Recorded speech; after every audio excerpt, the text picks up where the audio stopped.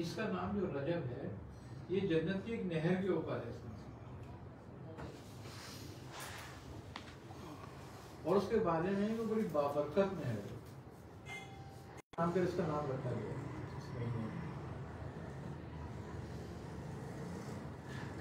शाबान को आप सल्लल्लाहु अलैहि वसल्लम से क्या है निस्बत खास है? क्यों कि शाबान में पूरे साल के अमाल जो है ना वो तरतीब पाते हैं। वो अगर देखा जाए तो उरूज का टाइम है शाबान जो है।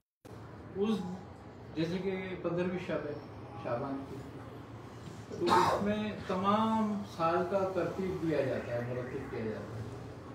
अमवात का, पैदाइश का, रिस्क का, रोज़ी का, तरक्की दर्जात का, सब मुरतब होता है। तो जिस टाइम पे तरतीब हो रही हो उस टाइम पे वो कहते हैं कि बंदा रुजू में हो, अपने खालिक की हम्द में हो, ताकि उस पर रहम किया जाए।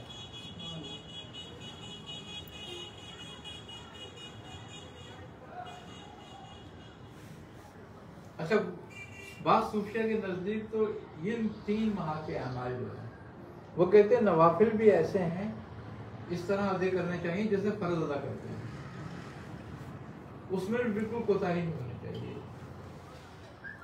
और इन माह में ताकि जब उनका नाम जो है मुरतब किया जाए एक साल का,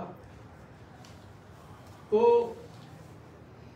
उनके खुशबू और खुजू अज़कार के साथ किया जाए।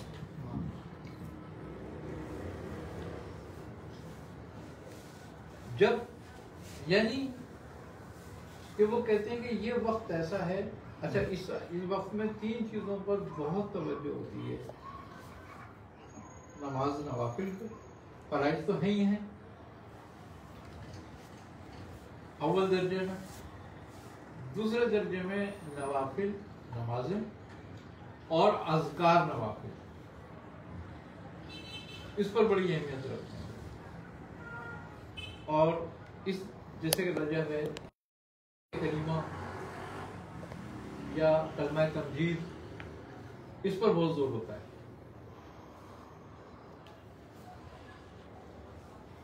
और कबूलियत का है कि ये महीना अगले महीने को रिप्रेजेंट करता है।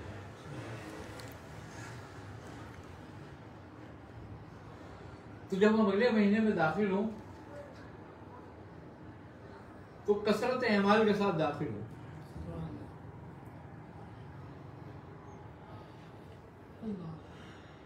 एहतमाम के साथ, और उसमें पूरी तरह एहतमाम करें।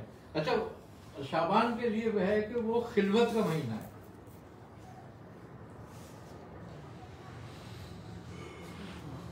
यानी कि हर से अपना ताल्लुक तर्क करो सिवाय रब के।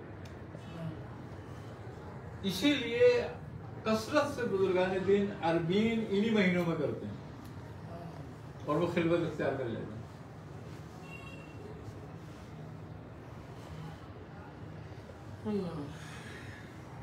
उनकी कोशिश ये होती है कि हम 10 शाबान से खिलवत करें ताकि 20 रमजान तक हमारी वो खिलवत हो और 10 दिन फिर मौतकिफ हो जाए। तो वो कहते हैं ये खिलवत का महीना है, इसमें और कोई दूसरा कुछ नहीं होना चाहिए। ये कसरत अमाल से लेके खिलवत तक जाने के लिए, यानी कि यहाँ पर इस्तग़फ़ार करके, तौबा करके, अपने गुनाहों की माफी मांग के, अज़कार बढ़ाकर फिर उसके साथ खिलवत में दाखिल हो जाओ।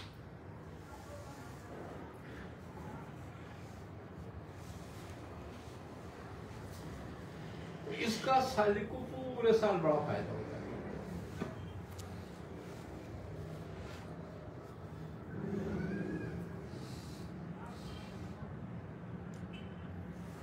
इसी तरह 10 दिन बकरा ईद है,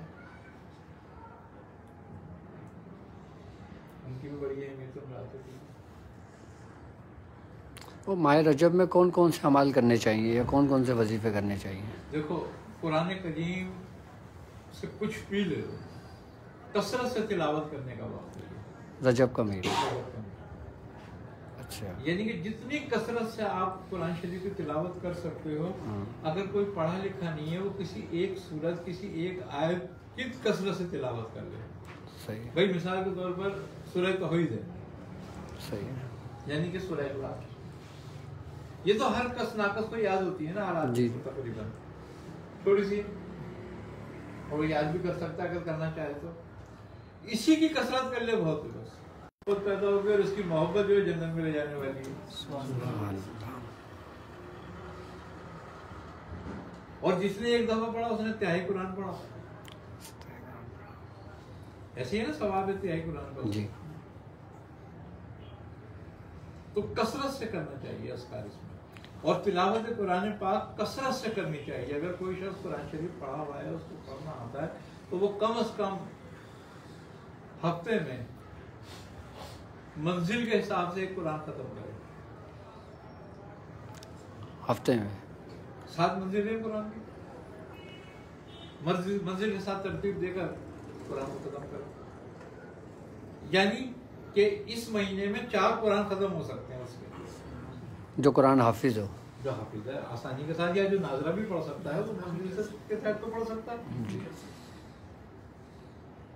इसमें कुरान करीम की तिलावत करने का बहुत सवाल रजब में, कसरत से याद तिलावत। देखो साहबा इकराम या ताबईन या तबा ताबईन तक जो है वो कसरत कुरान था, सही, और कसरत नवाफिल, और कोई आसान नहीं करते थे। या तो कुरान करीम कसरत से पढ़ते थे, या फिर नवाफिल कसरत से पढ़ते थे।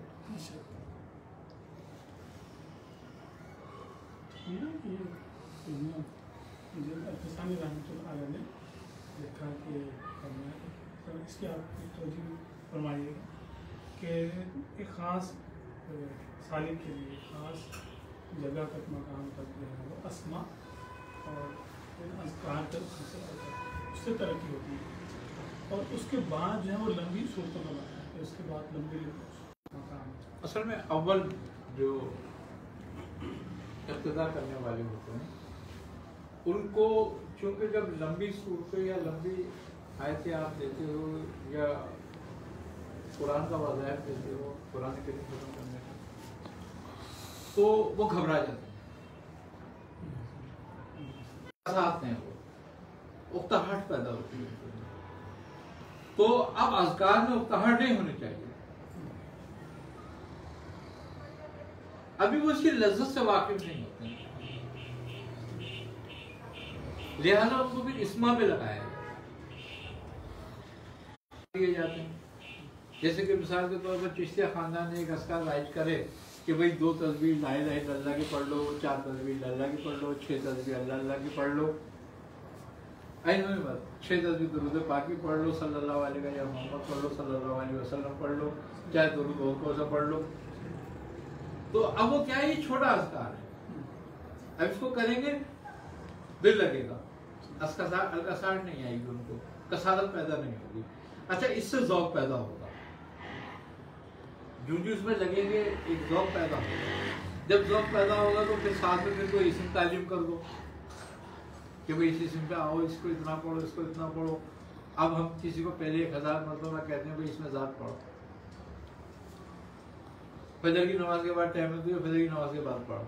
अब उन्हें फजर की नमाज, उसने कहा और कुछ बता दो, कहने के ज़ोहर के बाद भी पढ़ो, और कुछ बता दो, कहने असर के बाद भी पढ़ो, और कुछ बताओ, कहने मगरिब के बाद भी पढ़ो, फिर इशा के बाद भी पढ़ो। अब उसने कहा जी इन तीनों में तो टाइम नहीं हो सकता, मुझे 3 नमाजों में, तो ज़ोहर में, असर में, मगरिब में मैं काम में होता हूँ। तो कहने लगे फिर ठीक है, ऐसा कर 3 सुबह पढ़, 3 शाम पढ़, 3000 मरतबा इशा के बाद पढ़ ले। अब वो आज से ऐसे ज़ौक़ में आ रहा है। जब उसको इस्तिकामत हो जाए और वो इस्मा का जिक्र 12000 तक पे आ जाए, अगर भूखा कर रहा है तो 11000 तक आ जाए, अल्लाह का कर रहा है तो 12000 तक आ जाए, फिर उसके बाद उसकी तालीम शुरू होगी। आया।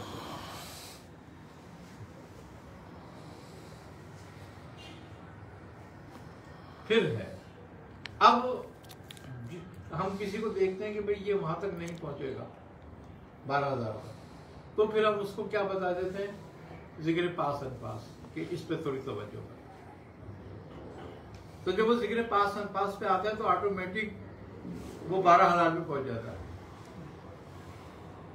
और जब वो ऑटोमेटिक 12,000 पे पहुंच जाता है तो उसको ज़ौक़ पैदा हो जाता है, तो उसका ध्यान रखता है। यानी कि कुरान करीम दुनिया की वाहिद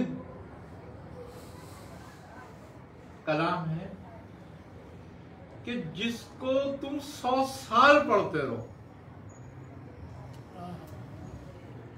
तुम में एक नई बात खुलेगी, एक नया राज खुलेगा। इससे कभी तुम्हें यह नहीं होगा ये सैर हो गया, मुझे सब पता चल गया, कभी भी नहीं होगा ऐसा। पूरी वो उम्र खिज़र लगा ले अपनी और इस किताब को पढ़ता रहे, तो उम्र खिज़र के साथ एक नया राज खुलता रहेगा। कभी उसका ज़ौक़ पूरा नहीं होगा, भरेगा नहीं दिल उसका, कि वाहिद किताब है। अच्छा, इस किताब का कमाल ये है इस कलाम का कि आप किसी को सूरह कौसर, किसी को सूरह इखलास या किसी को और कोई सूरत पढ़ने के लिए बता दो, हजारों की तादाद में, वो हजारों की तादाद में पढ़ता रहेगा, और सालों पढ़वाते रहो, सालों पढ़ता रहेगा।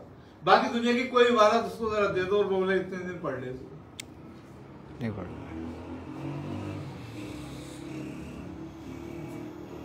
वो कुछ ही दिनों में उकता आ जाएगा उससे कि भाई बस अब नहीं पढ़ता। लेकिन ये वाहिद कलाम है कि इसको जितना पढ़ते जाओगे, जितना पढ़ते जाओगे, उतना ज़ौक़ तुम्हारा बढ़ता जाएगा। ये भी इसका कमाल है। और ऑटोमेटिक तुम्हारे अंदर तहारत पैदा करता है। तुम जितने ज्यादा जो डूबते जाओगे ना, तुम उतने लोगों से अलग होते जाओ,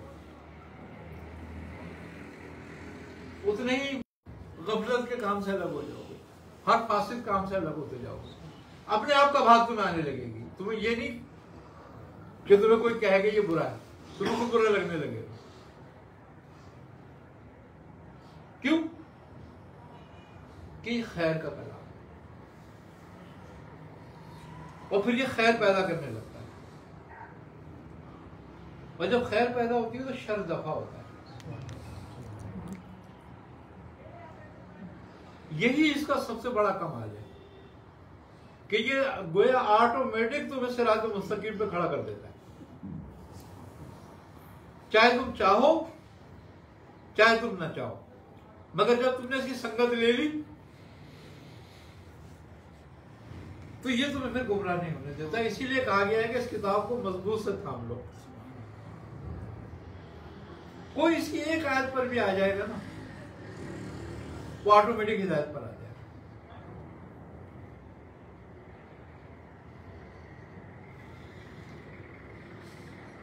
क्यों?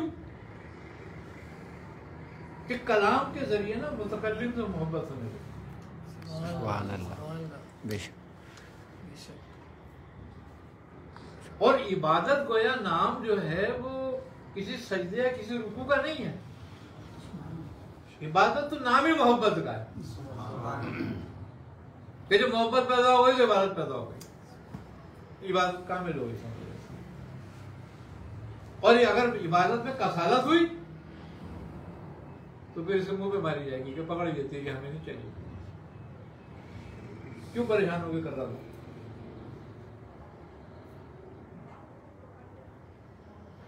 बंदगी गोया मोहब्बत का नाम है कि तुम्हारे को अपने रब से कामिल मोहब्बत हो जाए। और इला के मायने भी सजदा कराने वाला नहीं है, बल्कि इला के मायने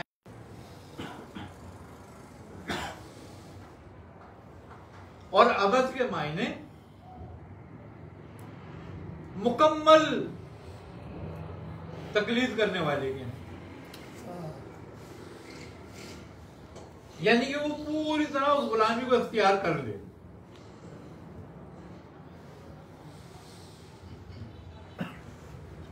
और कसालत के साथ नहीं, उस गुलामी को मोहब्बत के साथ इख्तियार कर रहे और उसी में ही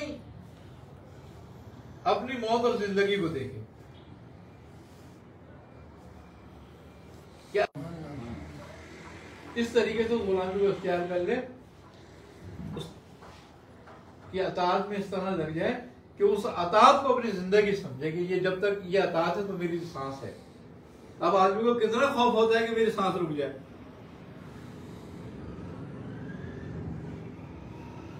सांस रुक जाए कितना खौफ होता है आदमी को कि मैं मर नहीं जाऊं, बस मेरी सांस ना रुक जाए। तो इतना ही खौफ इस बंदगी का रखे कि जब तक मैं इसमें हूं तो मेरी सांस नहीं रुकने वाली, और इससे हटा मैं गया, मर गया। क्योंकि मौत नाम तुम्हारे जिस्म के साकित होने का नहीं है, फिक्र से गाफिल होने का, बल्कि मौत नाम इस बात का है कि तू अपने आका से मुंह फेर दे, या उसकी हुकूमतुली करे या उससे बगावत करे। ये मौत है तेरी। और ये मौत भी वो मौत है जो मलाऊन मौत है। अताअत के दौरान जो जिस्म तुम्हारा साकित हो जाता है और तुम्हारे जिस्म को छोड़ देती है, तो वो इसलिए नहीं छोड़ देती कि तुझे मौत आ जाए, इसलिए छोड़ देती है कि अपने मालिक की हकीकी तरफ चल कि और नजदीक हो जाए, कुर्ब हो जाए उसको हासिल उसका और ज्यादा, ताकि जो एक हिजाब है ये जिस्म का और नफ्स का, ये भी निकल जाए। वो कमाल मौत है, उसको मौत नहीं कह सकते वो, क्योंकि तेरी बका है कि तू बाकी की मोहब्बत में मरा, बाकी हो गया, तुझे बका हासिल हो जाती है। तो हम इबादत जो है वो इस बात को समझते हैं कि जाके पूरा अपना वो उतार लो बस, खाली बोझ। इबादत इस चीज का नाम ही नहीं है, ये तो खामखा की नौकरी है। जैसे कि वो चौधरी नहीं होते गांव के,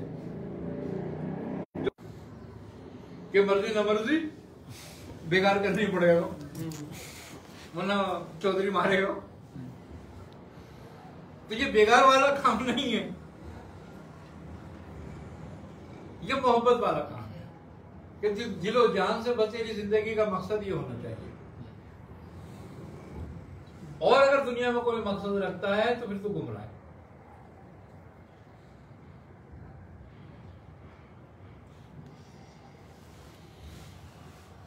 रब की अताअत के सिवा कोई भी मकसद तेरा दुनिया में तो गुमराह है,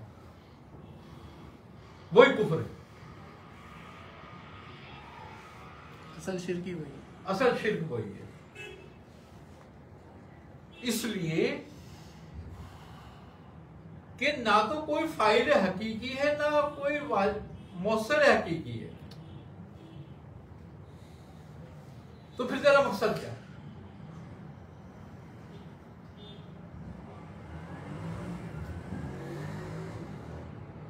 फिर और किसी चीज से मतलब रखना, मकसद रखना, रुजू रखना तो मुर्दे से रखना है।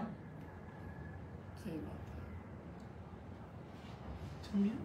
जो आपने फरमाया था कि ला इलाहा इल्लल्लाह के चार तर्ज आपने बताया, एक जबरूती और एक मलकूती, नसूती, पूरा। तो जैसे आपने इरशाद फरमाया था कि ला इलाहा इल्लल्लाह जो है वो नसूती है और इल्लल्लाह जो है वो मलकूती है और अल्लाह जबरूती। हाँ, इसके मकाम ऐसे हैं कि जैसे कि हमने कहा ला तो ये नासूत है, हमने कहा इला ये मलकूत, हमने कहा इला ये जबरूत है, हमने कहा अल्लाह ये लाहूत है, और हमने कहा हु या हाऊत है। अभी जैसे आपके जो खुलफा हैं जो आपने उनकी तरबियत वो करें अपने मरीजों की, तो वो हमें ये कैसे पता चलेगा कि देखो मकाम नासूत में हुर कौन सा ला मायने नहीं, मायने तक, तो इसका मतलब ये हुआ कि तुझे सबसे पहली जो तरकीब दी जा रही है वो क्या है? वो तर्क है। तर्क। और तर्क क्या है? कि तू नासूद को ना तो फाइल हकीकी समझ, ना मौसिर हकीकी समझ, और ना वाजिबुल वजूद समझ। जब इनमें से तीनों में से ये नहीं है तो फिर इसके पीछे क्यों है तू? इसको आदमुल वजूद समझ कि इसका वजूद कुछ नहीं। जब तक तुम ला के मकाम में इनकार नहीं करते हो, इकरार तुम्हारा हो नहीं सकता। सुभान अल्लाह, सुभान अल्लाह, क्या बात है, सुभान अल्लाह। क्यों कि जब तक तू सबको ला नहीं कर देगा,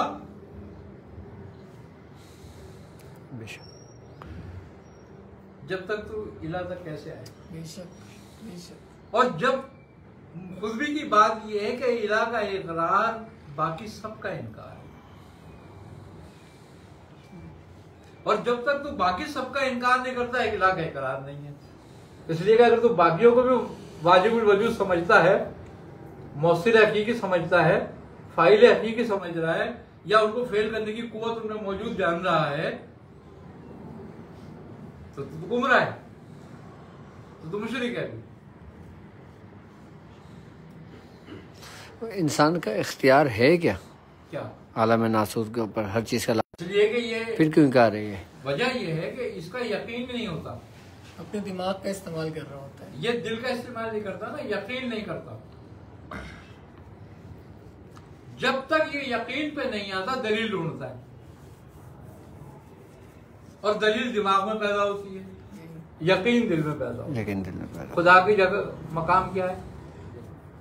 कल दिल, कल। दुनिया का मकाम क्या है? दिमाग।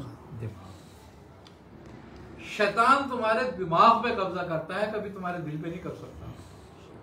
ये मेडिकली भी ये प्रूफ है कि दिमाग से कंट्रोल होती है, दिमाग से दिल से नहीं होती है। तो ला का मफहूम क्या है? ला बड़ा आसान है, बड़ा आसान है। ये सिर्फ तुम्हारी नियत तब्दील होनी है और कुछ नहीं होना।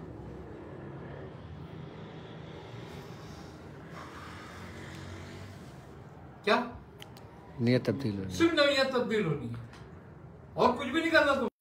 अंबिया ने दुनिया में जिंदगी नहीं गुजारी, अंबिया के बीवी बच्चे नहीं थे, अंबिया के कारोबार नहीं थे, अंबिया की सल्तनत नहीं थी, अंबिया की क्या नहीं थी, लेकिन सब कुछ उनके परवरदिगार की तरफ से था, उनकी तरफ से नहीं। उनकी तरफ से नहीं था। हैसियत तब्दील कर दी थी उन्होंने उसकी। तुम सब कुछ खुद हासिल करते हो, वो सब कुछ लेते हैं। सुभान अल्लाह, क्या बात है। वो तुम्हें भी देगा सब कुछ, लेकिन तुम्हारे पास, मैं तदबीर में फोकस करता हूं ना, और जब मैं तदबीर में फोकस करता हूं तो अपने आप के वजूद का इजहार करता हूं, और जब मैं मौसिर हकीकी अपने वजूद को मानता हूं तो फिर एक ही मौसिर हकीकी हो सकता है, दो नहीं हो। मौसिर हकीकी होंगे तो फिसाद होगा, इसीलिए फिसाद हो जाता है और तुम मुफसिद हो जाता है। इसीलिए दिमाग को छोड़ के दिल से यकीन करना है। ये रास्ता दलील का नहीं है, यकीन मोहब्बत, ये यकीन का है। और यकीन का सफर कब शुरू होता है इंसान में? जब तेरे अंदर ला बैठ जाए।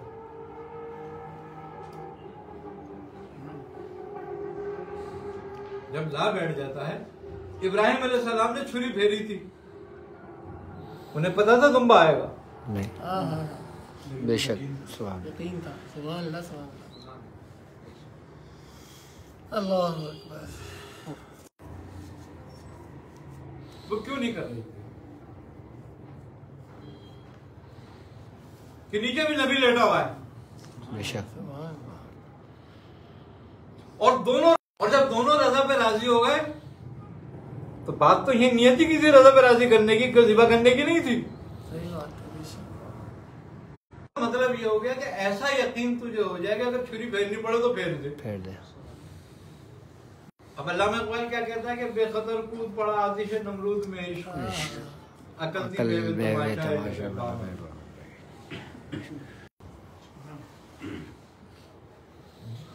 तो ये रास्ता सलूक का वो है कि इसमें यकीन नबियों जैसा चाहिए। और तवक्कुल किस चीज को कहते हो तुम? तवक्कुल के मायने क्या है? यकीन भरोसा ही है ना। भरोसा यकीन। तो अब मजे की बात ये कि तो तदबीर में जितना भरोसा करता है, अगर इतना रब पे कर ले, सुभान अल्लाह, तो वो तुझे धोखा नहीं देगा, तेरी तदबीर धोखा देगी तुझे।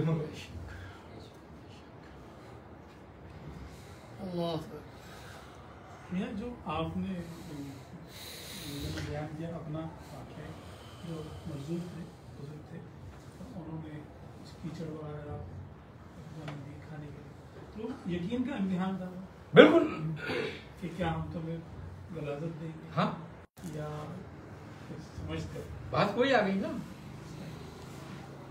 तो मसला सबसे बड़ा मसला हमारा ये है कि ये रास्ता जो है हम अपनाते तो हैं, मगर फिर भी तदबीर के साथ। तदबीर के साथ। देखो हदीस कुदसी भी है, पुरानी आयतें भी हैं कि जब वो ये कहता है कि अल्लाह का हुक्म सब पर गालिब है, मगर क्या कहता है साथ में कि अक्सर लोग नहीं समझते। क्यों कहता है ये बात कि अक्सर लोग नहीं समझते कि अल्लाह का हुक्म सब पर गालिब है? मकसद ये कि जबकि वो नहीं कर रहे होते, वो हो रहा होता है, तो उसकी मर्जी से हो रहा होता है। अब यही कुफ्र और यही शिर्क और यही ईमान है कि जब तू कर,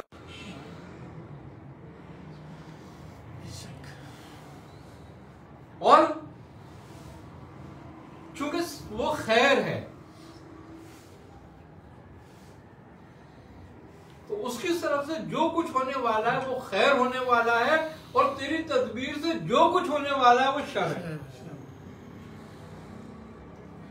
इसीलिए कहा तू माफी मांग कि शर तेरी तदबीर की वजह से फैला है।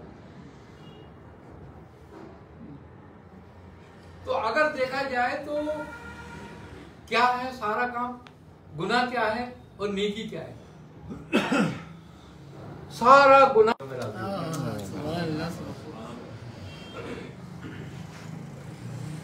जो कुछ तू अपनी मर्जी से करता है, चाहे वो इबादत ही क्यों ना हो, गुनाह है। जो तू अपनी मर्जी से करता है वो चाहे इबादत ही क्यों ना हो, वो गुनाह है, वो गुनाह है। और जो तू बेशक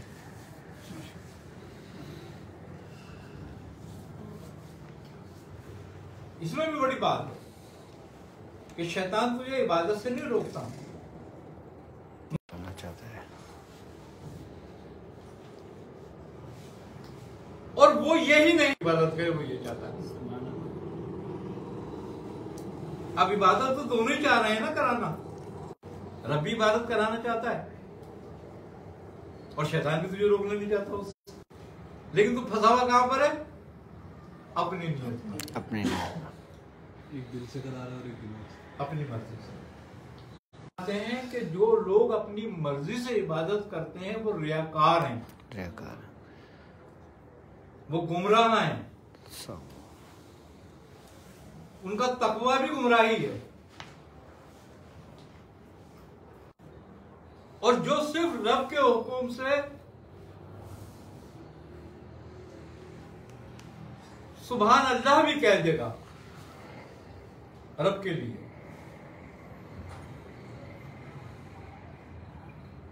वो आशिक है। आबिद और आशिक में यही फर्क है। आबिद अपने नफ्स की तस्कीन के लिए इबादत करता है, मगर आशिक अपने महबूब की रजा के लिए करता है। आशिक वही होता है जो अपने वजूद को बीच में से निकाल देता है। अपने वजूद को निकालने से मुराद क्या है? अपने वजूद को निकालने से मुराद ये नहीं है कि तुम अपने खुदकुशी कर लोगे। अपने वजूद को निकालने से मुराद ये है कि अपने इरादे, अपनी नियत को निकाल देता है। तेरा वजूद तेरी नियत है। इस रास्ते में समझने वाली बात यह है कि तू अपने वजूद को कैसे फना करेगा? अपनी नियत को फना कर, अपने इरादे को फना कर। अपने जिस्म को फना करने की जरूरत नहीं है तुझे। अपने इरादे को, अपने इरादे को, अपनी नियत को फना कर, तेरा वजूद फना हो गया। उसका इरादे उसकी नियत पर आ जा, तेरा तू बाकी हो गया, उसमें फना हो जाएगा। लेकिन फना ये है कि तू अपने वजूद को, अपने इरादे को निकाल दे, अपनी रजा को निकाल दे, अपनी ख्वाहिश को निकाल दे, तो तूने अपने वजूद को खत्म कर दिया। तेरा वजूद तेरी ख्वाहिश से।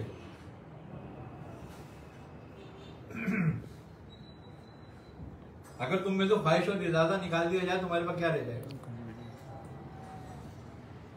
भाई ये वजूद तुम्हारा किस काम करेगा? अगर तुम्हारे से ख्वाहिश और इरादा निकाल दिया जाए तो ये तेरा किसी काम का नहीं रहेगा। अब तेरा वजूद ही नहीं है, यादा वजूद हो गया।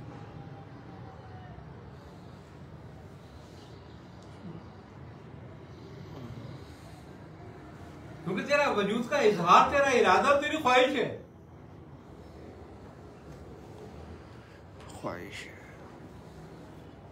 इसीलिए बुजुर्गान इकराम फरमाते हैं कि जिसने एक बार तौबा की वो वाजिब है, और जिसने 2 बार तौबा की वो काफिर है। क्या बात है, अल्लाह अकबर। जिसने दूसरी बार तौबा करी वो काफिर है। क्यों?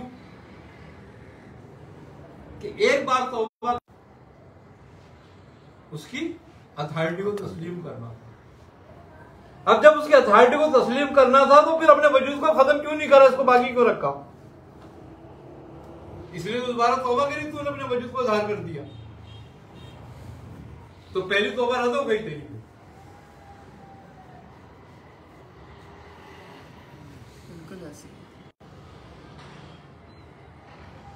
अपने वजूद को अदम नहीं करा, फिर मौजूद रखा, और जब मौजूद रखा तो इसका मतलब है तूने अपने होने का इजहार किया।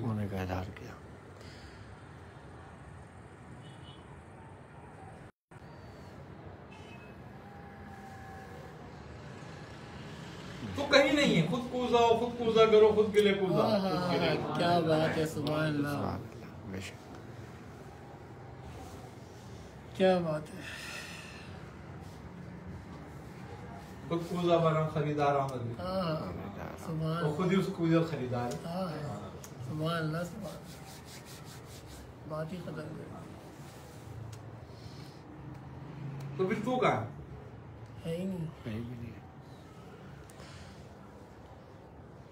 खुद ही कूजा है, खुद ही कूजा बनाने वाला है, वो खुद ही कूजे की मट्टी है,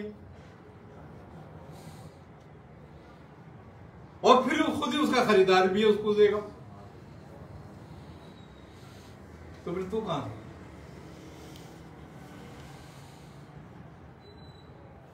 ये है ला। जब तुमने ला के मफहूम को समझ लिया और अपनी ख्वाहिश और अपना इरादा तर्क कर दिया, तो तुम आलम मलकूत में चले गए, इला में आ गए। मलकूत की खसूसियत क्या है? ख्वाहिश नहीं है, इरादा नहीं है, बस अताअत है। अब तो मलकूत से भी आला हो गया, इसलिए कि उन्होंने कुछ तर्क नहीं किया, उन्होंने तो कुछ तर्क करके आया है।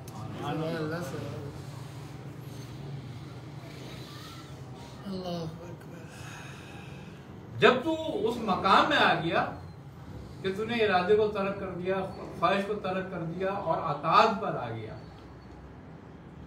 और इस अताअत को कमाल पर ले गया, तो आलम जबरूत में आ गया, कि उन सफों में आ गया जो अंबिया और औलिया की हैं। तेरी रूह पाक हो गई, तू कहां खड़ा हुआ है? बैतुल मामूर में। जब बैतुल मामूर में आ गया तो आलम जबरूत में आ गया।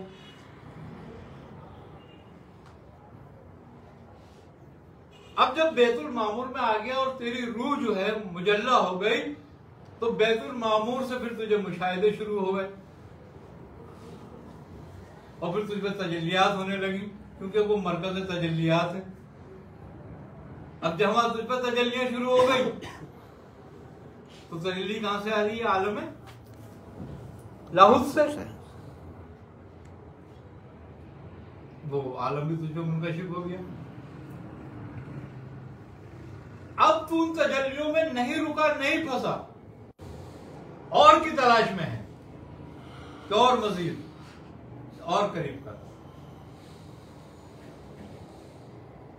तो फिर तुझ पे आलम हाहूत का मकाम खुलेगा, होगा। लाहूत और हाहूत दो आलम मिले हुए, भू की शक्ल कैसी है, और उसकी जो वाव है वो 13 सिरा है,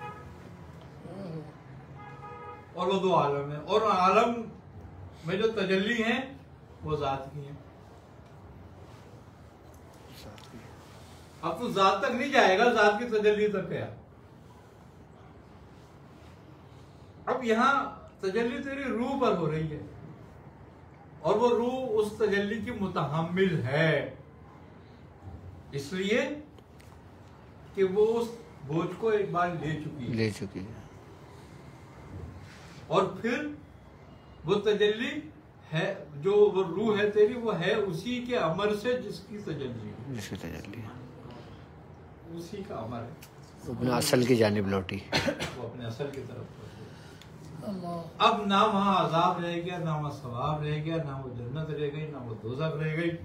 वहां क्या रह गया, क्या नहीं रह गया? कुछ नहीं रह गया। अब जब कुछ नहीं रह गया, ये हो गया कुल मन रह गया। अब बचा क्या? वही आपका रब्बी का वज़ुल जलाल वल इकराम। बेशक। अब तुझे काय का खौफ जन्नत का, काय का खौफ दोज़ख का, काय का खौफ हिसाब का, काय का खौफ किताब का। अच्छा, आपने तो फरमाया था कि जो दादा मियाँ ख्वाजा वो उस्मान अली शाह साहब के मामला थे, जब किसी खलीफा की कोई मंजिल रुक जाती, जैसे कोई किसी मंजिल में ठहर जाता था, तो दादा मियाँ उन बाकायदा समा का एहतमाम किया करते थे, उस मंजिल को उससे निकाल के दूसरी मंजिल में दाखिल करने के लिए। वो क्या मामला होता है महफिल समा का? वो ज़ौक़ की कमी हो जाती है। अगर हमारे अंदर ज़ौक़ और शौक़ की कमी हो जाए तो फिर उसको बढ़ाने के लिए या उसको वापस रिनो करने के लिए समा जरूरी है। समा मंजिल को तय करता है, यानी कि तुम्हारे ज़ौक़ को बढ़ाता है, शौक़ को बढ़ाता है, मोहब्बत जगाता है। समा, हाँ, तो जितने लम्हे वो मोहब्बत जागती है उतने लम्हे में वो निकल जाता है, उस कब्ज़ से निकल जाता है, जो उसकी गफलत या कसालत की वजह से पैदा हो गया।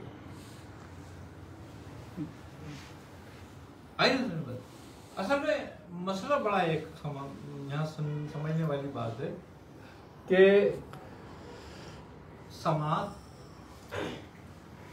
तो कोई आदमी पहले बोला है या पहले सुना है? सुना है। अरवाने में पहले सुना है ना, बोला तो नहीं था किसी को, कुछ नहीं सुना है, क्योंकि उनको बोलना नहीं आता, था। जब अलस्त बिरब्बिकुम की तजल्ली हुई, उनकी समात पर आई, तो उस समात ने उनको गोयाई दी, उस तजल्ली में। और सबसे पहले कालू बला जिस रूह ने कहा वो रूह आज़म। उसके बाद अंबिया की रूह ने कहा, उनके बाद असहाब की अरवाहों ने कहा, उनके बाद औलिया अल्लाह की अरवाहों ने कहा, यानी कि नबीन ने कहा, सिद्दीकीन ने कहा, फिर शोहदा ने कहा, फिर सालेहीन ने कहा। तो उसी से कैफियत भी तारी हुई उनके ऊपर, इसी तरह कैफियत तारी होती है।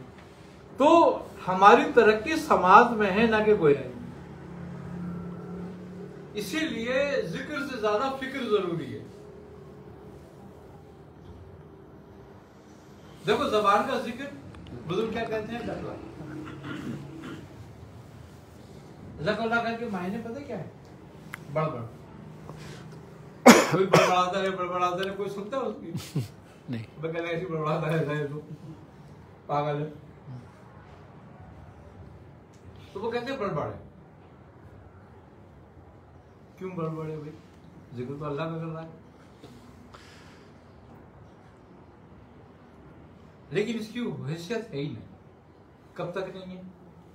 होगी, मगर कब तक नहीं? जब तक समात नहीं है, जब तक समात नहीं होती उसको। क्योंकि वो बोल तो रहा है, सुन नहीं रहा। अब वो कहते हैं कल्ब का जिक्र वसवसा।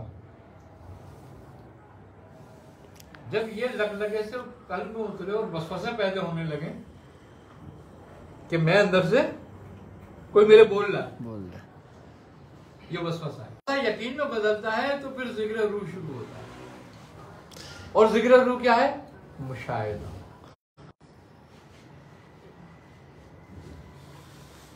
जब कल्ब में जाता है तो समात में आता है, फिर मुशाहिदा शुरू होता है, फिर वो तजल्ली दोबारा होने लगती है। मतलब जब में आप में कैफियत नहीं बनती, कुछ भी नहीं होता। कुछ भी नहीं होता। और ये समा सुनना, जिक्र-ओ-अस्कार करना, इबादत करना, ये सिर्फ उसी कैफियत ये है, तरतीब रखी गई थी कैफियत बनाने के लिए। ये कोई वाजिब नहीं है, वाजिब नहीं है, कोई सुन्नत नहीं है, कोई निफिल नहीं है, कोई सवाब नहीं है, मगर ये बेहतरीन सवाब भी है। बेहतरीन सवाब, इसका सवाब बड़ा कमाल है, मगर सबके लिए नहीं। सबके लिए, किसी के लिए फिसाद है, किसी के लिए सवाब, किसी के लिए सवाब। तो अब कुछ बुजुर्गों ने तो उस बात को अच्छा समझा, क्योंकि वो जो समा करते थे वो सब अहले दिल करते थे। आगे सुनिए बात। अब जब अहले दिल से निकली ना और अहले दुनिया में आ गई, अब वो अहले दुनिया उसे फिसाद में मुब्तला होने लगे। जब अहले दुनिया उसे फिसाद में मुब्तला होने लगे तो उलमा ने उसको पाबंदी लगाई, ये गलत है भाई, इसको बंद करो। अहले दिल के लिए बहुत अच्छी है, इस सिलसिलों में भी लगी है वैसे, सख्ती से साथ मना है। हाँ, या जैसे लक्ष्मण के बनाए सभी आला हजरत सख्ती से मना करते हैं। लेकिन अरबी में कुछ कलाम की आदमी फरमाए कि सिमा जो है वो दबी हुई कैफियत को उभारता है। वही जिसके दिल में जो है वो उभर जाएगा, जिसके दिल में दुनिया है तो दुनिया किस तरफ जाएगा? आ जाएगा। जिसमें रब की मोहब्बत है वो रब पे चढ़ जाएगा, जग जाएगी। आई ना खुद खुश्क तारो, खुश्क चोरो, खुद खुश्क पोस्ट, अज गुजामी आयत आवाज होती। अब ढोलक बज रहा है या डब बज रही है, उसमें अल्लाह की आवाज कहां से आ रही है? वो तो तेरे अंदर की कैफियत बता रही है कि आ रही है। आई समझ में? एक बुजुर्ग थे, उनसे कैफियत आ रही हो गई हवा ज्यादा उड़ते हुए। हाँ, नीचे कोई हवा ज्यादा उड़ रहा था, ये ऊपर नमाज पढ़ रहे थे, इन पे कैफियत तारी हो गई बस नमाज पढ़ते पढ़ते, और वो रस करने लगे। और ऐसा रस की ऐसा वजह मैं खिड़की से ऊपर से नीचे गिर गया, हाथ पैर टूट गए, पप्पू ने पता भी नहीं, ये हाथ कैफियत टूट गए, पैर टूट गए। जब वो कैफियत उतरी तो पता चला हाथ में भी तकलीफ हो रही है, पैर में भी तकलीफ हो रही है, क्या हुआ, हाथ पैर टूट गए। अब क्या बात है, समझने वाली बात है कि जब हावत दस्ते की आवाज से तुम पे कैफियत तारी हो सकती है तो जिक्र से क्यों नहीं होती? जिक्र से क्यों नहीं होती? इसलिए तुम जिक्र नहीं करते हैं, तुम तो luck luck luck luck luck luck luck तादाद पूरी कर रहे हो, हैं, तस्बीह आते हैं, बस फिक्र नहीं है, फिक्र नहीं होता हो।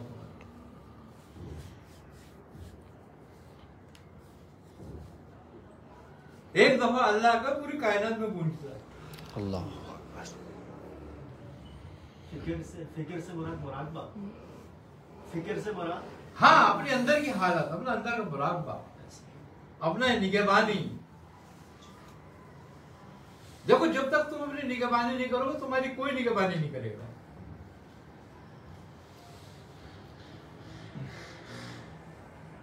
अल्लाह रकीब है, कब है मगर उस वक्त जब तुम काफिर की गोद में बैठा हो, उस वक्त जब तुम अपनी निगरानी कर रहा होगा, फिर वो तेरी निगरानी करेगा। तो निगरानी की कैफियत तो बना, वो तो निगरान तो वो है। और जब तू अपनी निगरानी दूसरों के हवाले कर देगा तो वो भी तुझे दूसरों के हवाले कर देगा। दूसरों के हवाले कर देगा कि जाओ दो करो भाई इसके साथ, ये तुम्हारे जैसे ही है।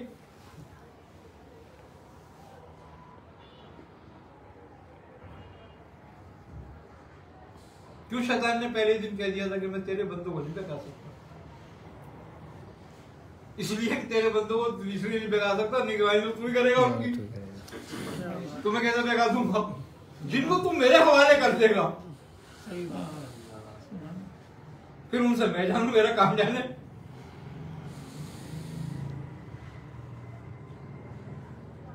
अच्छा, यहां तुझे यही बात लायला कह के बता दी कि वो नहीं चाहता कि तुझे शैतान के हाथ में दे दे, इसलिए तुझे लायला बताया।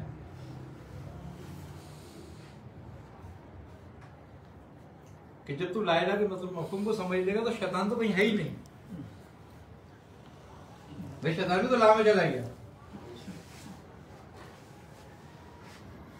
मगर जब तू उसके वजूद को जाहिर करेगा, जब अपने वजूद का इकरार करेगा तो इसका भी वजूद का इकरार करेगा, हर वजूद का इकरार करेगा।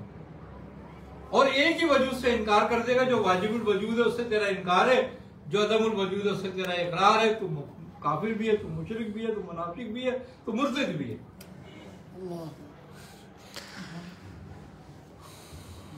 चाहे तू कितने बड़ा नमाजी है।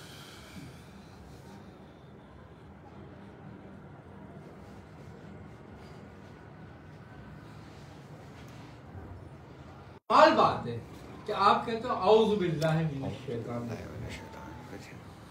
ठीक है नहीं, कि मैं पनाह चाहता हूं, पनाह मांगता हूं या पनाह में आता हूं किसकी? अल्लाह की पनाह में तो जब आएगा जब उसके वजूद से इकरार करेगा उसके वजूद का।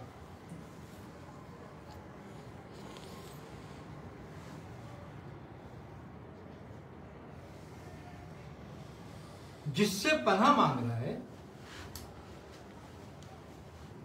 उसके वजूद का इनकार नहीं कर रहा, यानी कि शैतान से पनाह मांग रहा है ना अल्लाह की। शैतान के वजूद को तूने इकरार किया हुआ।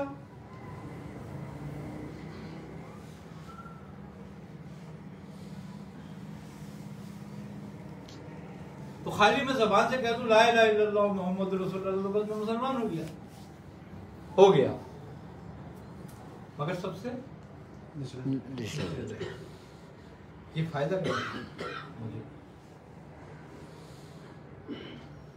आखिरत में। लेकिन वो मकसद नहीं हुआ पूरा जो मकसद मेरे यहां आने का है। यहां आने का मकसद ये है कि मैं उसको पहचानूं, और मैं उसको कैसे पहचान सकता हूं? मैं तो उसको पहचान भी नहीं सकता, इसलिए कि मैं पहचानूंगा अकल से, और अकल का खाली क्यों? अकल इस्तेमाल ही नहीं करनी। तो मकसद ये है कि जब वो अलग अकल का खाली के, तो वो अकल तो का तो उसने हाथा किया हुआ है, तो मैं उसको कैसे पहचान लूंगा? पहचानेंगे भी तब जब उसको जानेंगे, जानते नहीं तो नहीं पहचान सकते। फिर इबादत क्यों कर रहे हो? इबादत वो हुक्म है। इब्लीस भी तो वही चाहता है कि इबादत तो कर, मगर उसको जान नहीं, उसको पहचान नहीं। और उसकी पहचान जब तक नहीं है जब तक तेरा अपना वजूद बाकी है।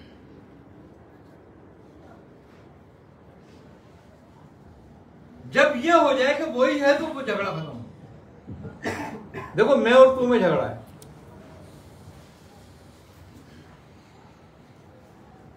इबादत दूई नहीं है, लगता है इबादत दूई को मिटाने का नाम है।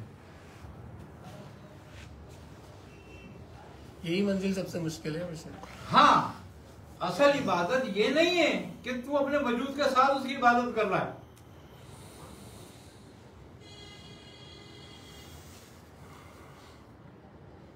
तो ये दूरी है, ये तो दूरी है।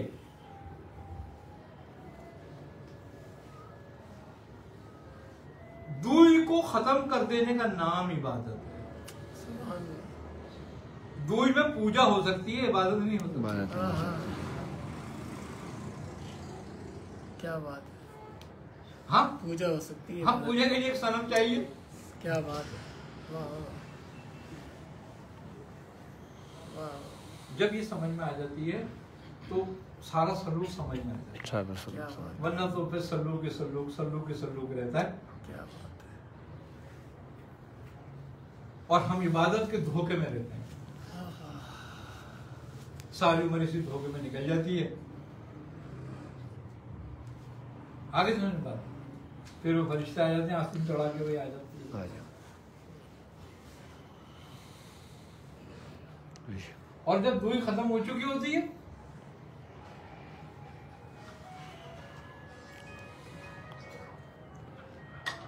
तो वही सवाल होता है, वही जवाब होता है। सवाल करने वाले भी वही, जवाब देने वाला भी वही।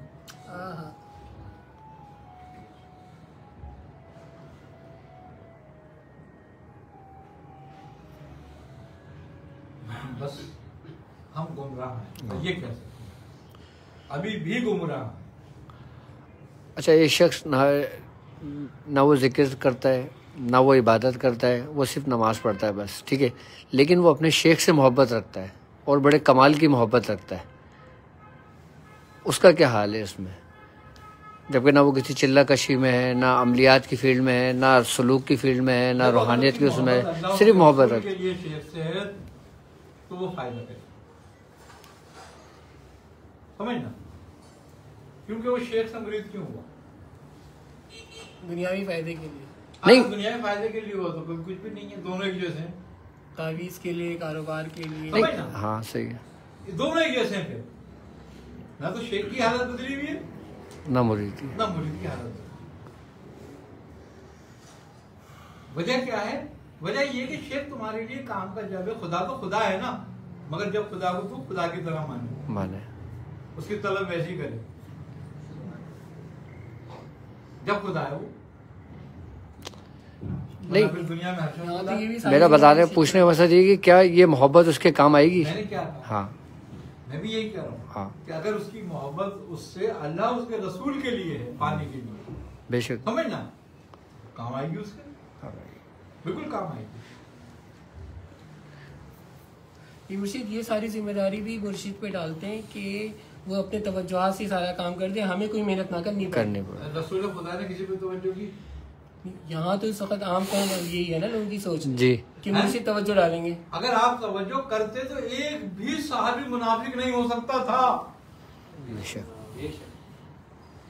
आपने फरमाया कि मेरे दुनिया से जाने के बाद बहुत सारे फिर जाएंगे। बहुत सारे फिर जाएंगे। क्या हुआ? अभी आपकी तदफीन नहीं हुई थी और कबीले के कबीले फिर गए थे। तो क्या इसका मतलब क्या हुआ कि सरकार द्वारा वो तसर्रुफ नहीं था?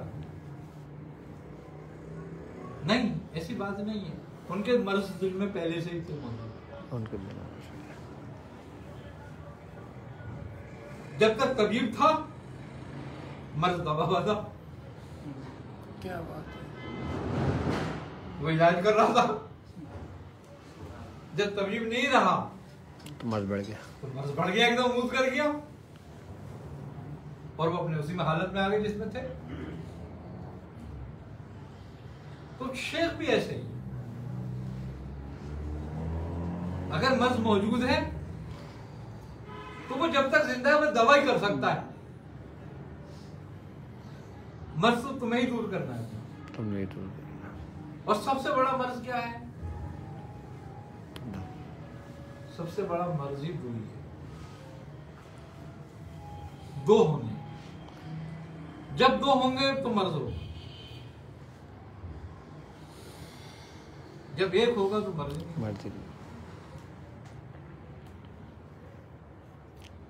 और सबसे बड़ा मर्ज अपनी अकल का इस्तेमाल, अपनी तरकीब का इस्तेमाल है, अपनी ख्वाहिश का इस्तेमाल है, अपने इरादे का इस्तेमाल है।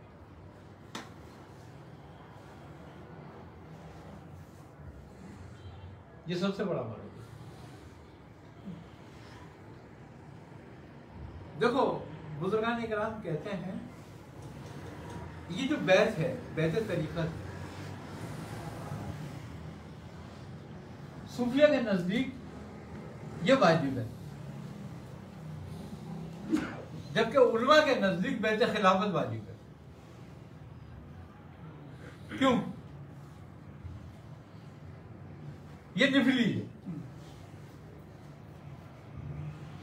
लेकिन सूफिया इसको निफली बैत को भी बैत वाजिब कहते हैं, समझते हैं। क्यों?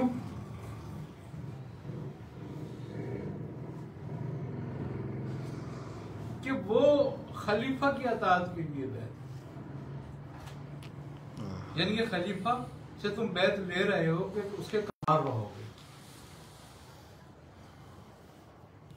समझ ना।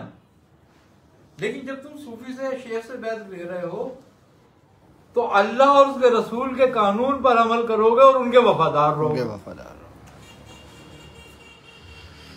वहां ममलूका का वफादार होना है या मालिकुल मुल्क का वफादार होना है। वफादारी कुबरा है, वो सुगरा है। अब उससे अगर तुम खिलाफत से, वो कुछ भी कर रहा है, समझ लो वो अल्लाह और उसके रसूल को कानून को नाफिज नहीं कर रहा, वो अपना कानून नाफिज कर रहा है, मगर तुम उसकी बगावत नहीं कर सकते।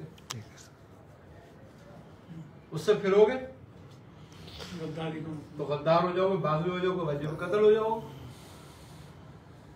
हजरत इमाम हुसैन को भी शहीद किया था, ऐसी शहीद नहीं कर दिया था जाते ही, बाकायदा फतवा लिया था और वो फतवा मुसलमानों को दिया गया था कि ये वाजिबुल कत्ल है। और काजी ने कूफे का फतवा दिया था, और उस काजी ने फतवा दिया था जिसको हजरत अबू बकर सिद्दीक ने, हजरत उमर ने लगाया था, और वो हजरत उमर के दौर में भी काजी था, हजरत उस्मान के दौर में भी काजी था, हजरत अली के दौर में भी काजी था, और अमीर माविया के दौर में भी काजी था, यजीद के दौर में भी काजी था। इब्न जियाद ने कहा कि ये अगर हम इसको ऐसे ही इनको शहीद करते हैं तो बवाल बन जाएगा हमारे लिए, लिहाजा इन्होंने खुरूज किया है, जबकि उन्होंने बैत नहीं ली थी। खुरूज जब होता या बैत लेते, लेकिन उन्होंने फिर भी जाके कहा उसको काजी को कि फतवा दो, कि उन्होंने खलीफा के खिलाफ खुरूज किया, उसको मार दिया। वहां भी सब कुछ चलता था पहले भी, दे दिया फतवा। वो फतवा बाकायदा जुमे के दिन ऐलान किया गया, उस फतवे को वार्निंग दी गई कि वापस चले जाए। वार्निंग, आप तो गए जगह पर दुरुस्त है, हक पर थे, आप अपने नाना का दीन बचाना था, तो दीन के लिए निकले थे ना, उम्मत के लिए निकले थे, अपने लिए थोड़ी निकले थे। पूरा दिन बचाया। कौन लोग थे? सारे मुसलमान, हाफिज, कारी, मौलवी। वहां भी अजानें होती थी, करबला में अजानें नहीं होती थी। इधर अहले बैत नमाज पढ़ रहे होते थे, अपनी अजान देकर, उधर वो नमाजें पढ़ रहे होते थे, अपनी अजान देकर। नमाजें भी पढ़ रहे हैं, अजानें भी दे रहे हैं, तकबीरें भी पढ़ रहे हैं। नवाज रसूल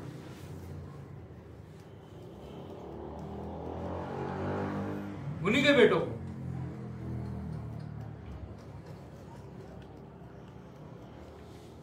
सब क्या था?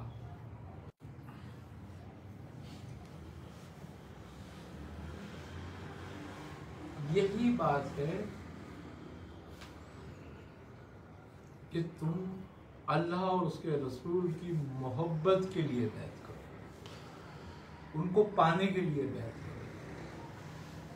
ये बैत जो हम लेते हैं, बैत तरीक़त, ये नुकसान पहुंचाने के लिए नहीं लेते किसी के लिए, ये इसलिए ली जाती है कि तुम की अताअत करोगे, उनके रास्ते पे चलोगे और शेख तुम्हें जो रास्ता बताएगा उस पर अमल करोगे, उससे इनराब नहीं करोगे। अब बैत सुगरा से इनराब करने वाला वाजिबुल कत्ल है, तो बैत कुबरा से इनराब करने वाला क्या होगा? शेख जो तुमसे बैत ले रहा है वो इस बात पे नहीं ले रहा कि तू उसको कमा के खिलाएगा, इस बात पे नहीं ले रहा कि तेरा माल और असबाब उसका हो जाएगा, इस बात पे ले रहा है कि तू अल्लाह और उसके रसूल के लिए सब छोड़ देगा। आ जा,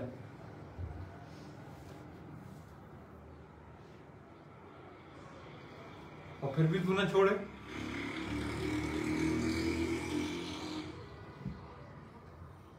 अब मसला वहां वही आ जाता है,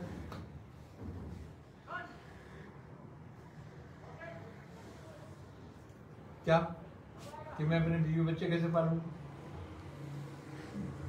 अब बीवी बच्चे तू पाल रहा है, कौन पाल रहा है? रब के साथ। तो झगड़ा क्या है?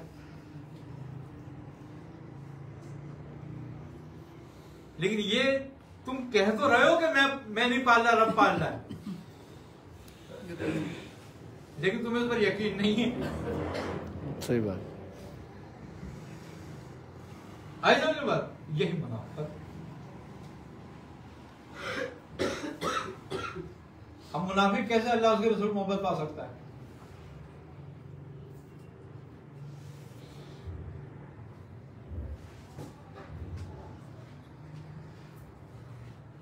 मुनाफिक तो काफिर से भी बड़ा है ना, या नहीं? तो एक जिसने बेइज्जती नहीं करी वो तो काफिर है, भाई चलो वो आने नहीं चाहता अल्लाह रसूल की तरफ, लेकिन एक जिसने धोखा दिया होगा,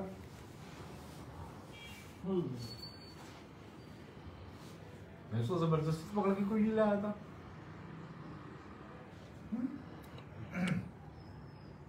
अब अगर पीर भी दुनिया के मुफाद के लिए बैत कर रहा है और मुरीद भी दुनिया के मुफाद के लिए आ रहा है, तो ये बैत तो कौन सी है? इब्लीस उसके चेलों वाली,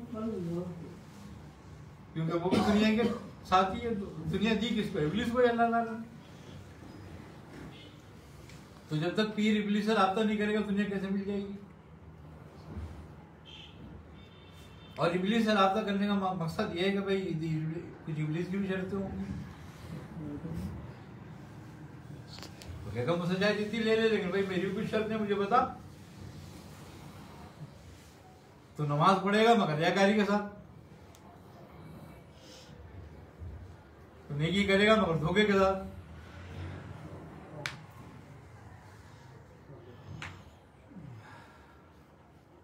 तो मदद करेगा मगर एहसान जताकर, तो बीवी बच्चे पालेगा मगर अपने जोर पर, और ये पक्का रखियो कि तू ही खिला रहा है इनको, तू ही कर रहा है सब कुछ इनका।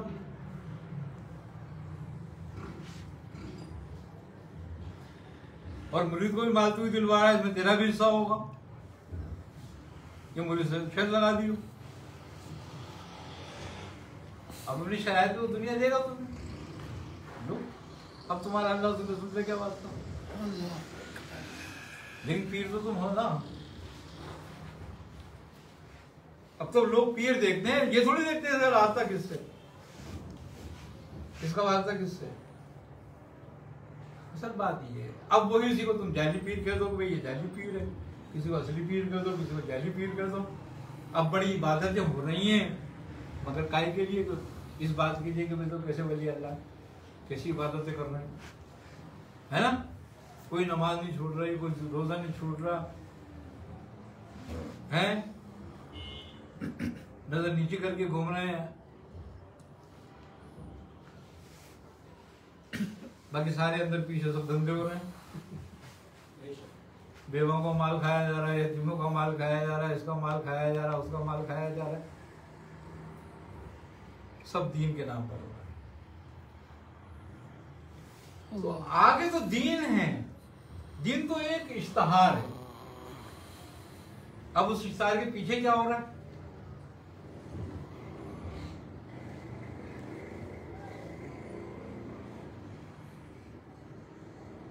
असल बात ये, तो भाई ये सारी बातें कहने से मुराद ये है कि कुछ भी नहीं है ना,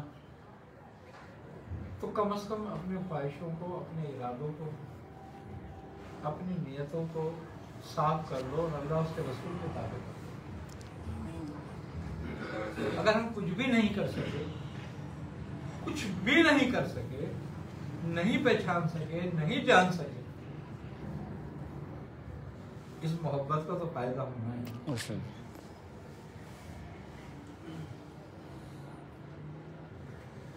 जरूरी नहीं है कोई मंजिल से पहले भी नहीं बढ़िया। दुश्वार गुजार रास्ता है, सब नहीं चल पाते, कोई कहीं गिर जाता है, कोई कहीं गिर जाता है, तो फायदा होगा।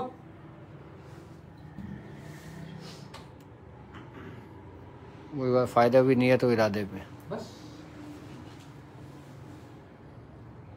और फायदा ये नहीं है कि नेकी मिल जाए, फायदा ये होना चाहिए कि मोहब्बत से कुछ हिस्सा मिल जाए, कुछ हिस्सा कोई नेकी दे ना दे, मोहब्बत दे दे, मोहब्बत से कुछ हिस्सा दे दे। आगे समझ, जन्नत और दोज़ख तुम्हारे इख्तियार में नहीं है, जिसकी है वो जाने, वो मालिक है।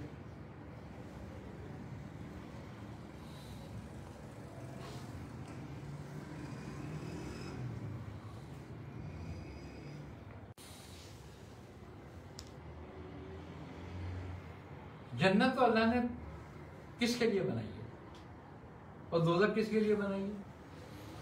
दोज़ख उसने वाकई दोज़ख बनाई है।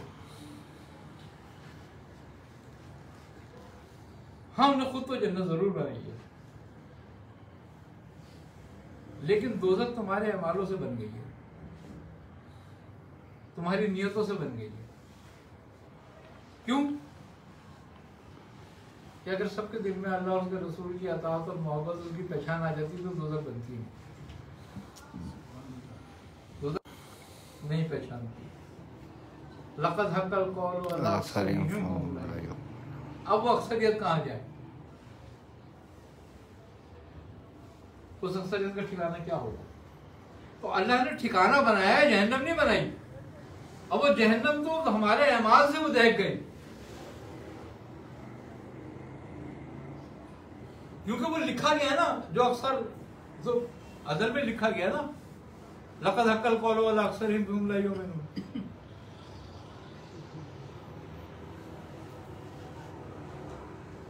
इसलिए वो जहन्नम तैयार हो गई और गुस्से से वो भड़क गई।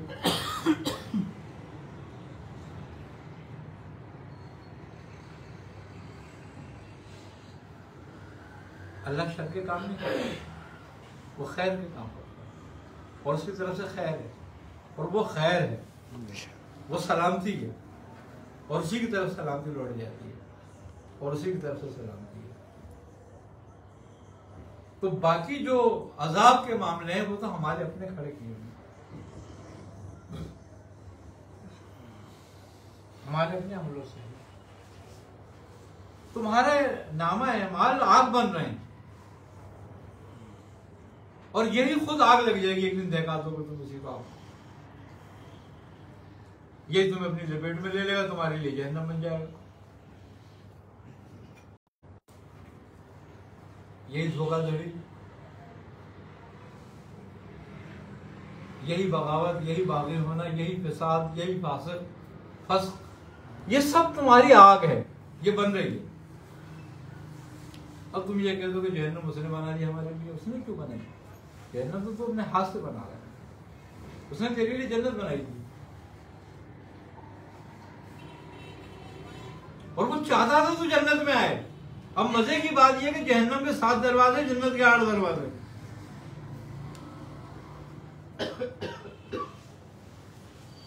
ये एक जगह मैंने देखा कि जितनी आदम अलैहिस्सलाम की औलाद है उन सबके नाम पे थोड़ा जन्नत में कटा हुआ कि भाई ये यहाँ पे। लेकिन जो कुफर करेगा उसका नाम मासिक है, उसका नाम वहां चला जाएगा। शिफ्टिंग भी हो जाती है ना पराठों की। हाँ, वो शिफ्टिंग तेरे नाम है मालूम हो रही। तो अल्लाह कब चाहता है कि तू जन्नत में जाए? वो तो कहता है ये 8 दरवाजे बना दिए, उसके तो एक कम रखा है इसलिए ताकि ज्यादा इसमें आ जाए।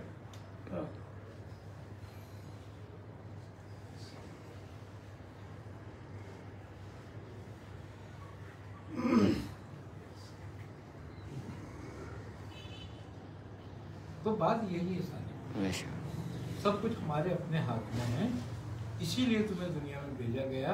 ये आलम असबाब है, सरवारे आलम सरकार आखिरत की खेती है। इसमें जो तू आज बोएगा वो आखिरत में तू काट लेगा।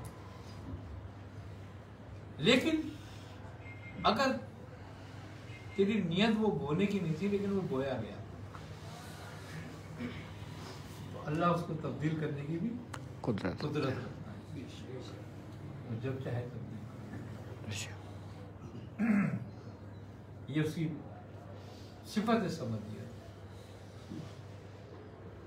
वो इस बात का मोहताज नहीं कि तू नेक अमल करेगा तो जन्नत में लाऊंगा तुझे।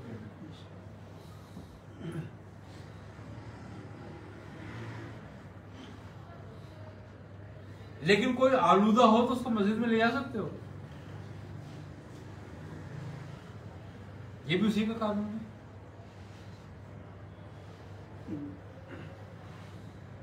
तो पहले अपने आप को साफ कर। तो साफ बंदा 3 चीजों से हो सकता है, मिट्टी से, पानी से और आग से। अब जहां पानी से होना है वहां पानी से हो जाओ, जहां मिट्टी से होना है वहां मिट्टी से हो जाओ, फिर आग से किया जाएगा सब।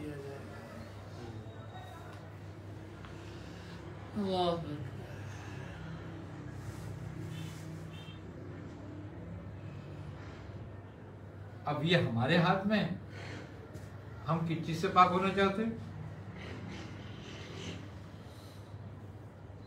इसलिए कहा है कि अल्लाह तहारत करने वालों को पसंद करता है।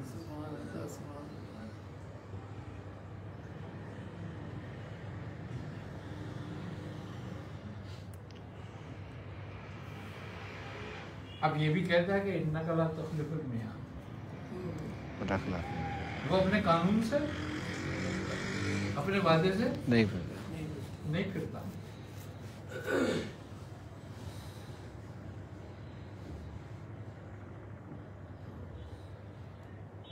अब इब्राहिम ताहिर थे तो आग ने कुछ भी नहीं करा।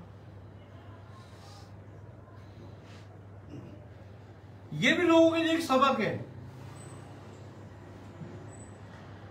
क्या कि अगर तू इब्राहिम जैसा यकीन पैदा कर ले तो आग भी कुछ नहीं करेगी पीछे, चाहे तू आग में ही क्यों ना हो।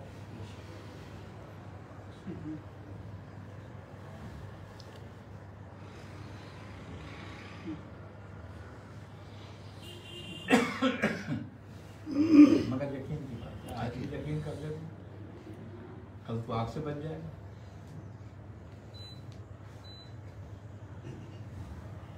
बस बात जब यकीन करेंगे हम तो जब की बात है, नहीं तो भैया कुछ भी नहीं है, सारी दाएं दाएं खेती भी कर लो।